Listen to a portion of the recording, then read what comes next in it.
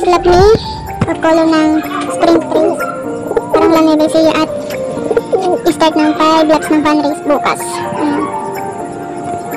Hindi ko alam kung masasali natin siya kasi wala ko yung asawa ko yung budget natin. Hindi ko alam kung makahati sila ngayon kasi ang balak ay magkargahan kayo ng PC. Ay nga yung mga kalapatin natin, check natin kung pito pa rin sila.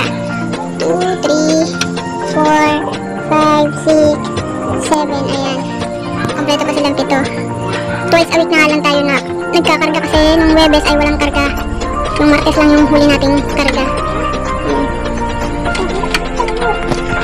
Ayan yung Martes na, ayan, sinali natin si BF.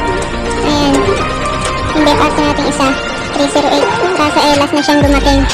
Kaya ang nag-cut off tayo. Hindi tayo nakapag-clock. 11 na siya dumating. Ayan, ewan ko kung anong nangyari.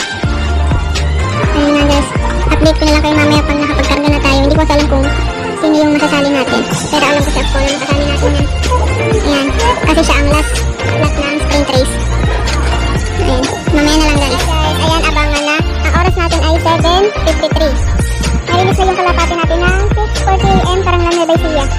Ayan, ilang kilometers ba yun? Ayan, 131 kilometer.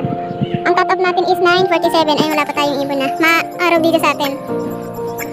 Ayan, 7:54 pa lang. Ayan, check natin wala yung ibon natin. Sinali natin si of color ng...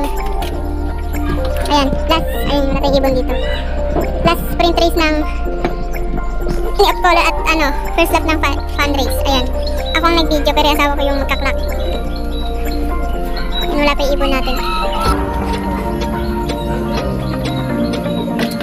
Ayun guys, sana makapag-clock tayo ng maaga.